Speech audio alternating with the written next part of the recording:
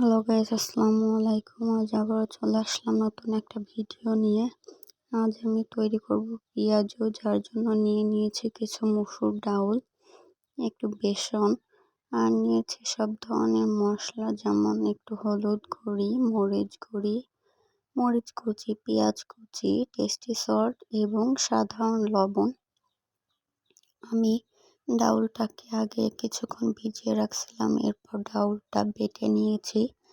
এরপর আমি বেসন এবং ডাউলের পেস্টের ভেতর সবগুলা মশলা অ্যাড করলাম এবং হাত দিয়ে ভালোভাবে সবকিছু মাখিয়ে নিব।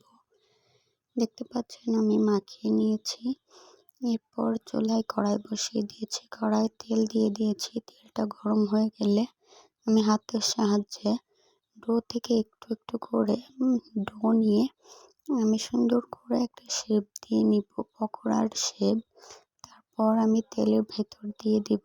এভাবে আমি সবগুলা তৈরি করে নিব এবং একে একে তেলের ভেতর ছেড়ে দিব।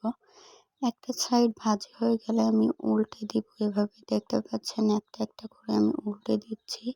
এভাবে সবগুলো উল্টে পাল্টে দিতে হবে এবং চুলার হিটটা লো ফ্লেমে রাখতে হবে, না হলে ভেতরটা কাঁচা থেকে যাবে এবং উপরটা পুড়ে যাবে। এভাবে উল্টে দিয়ে আমি বেশ কিছুক্ষণ ভেজে নিব। দেখতে পাচ্ছেন সুন্দর করে আমি ভেজে নিয়েছি। এভাবে বাদামি কালার হলে আমি নামিয়ে নিব। আমার পেঁয়াজ তৈরি করা শেষ। সবাইকে অসংখ্য ধন্যবাদ ভিডিওটা দেখার জন্য।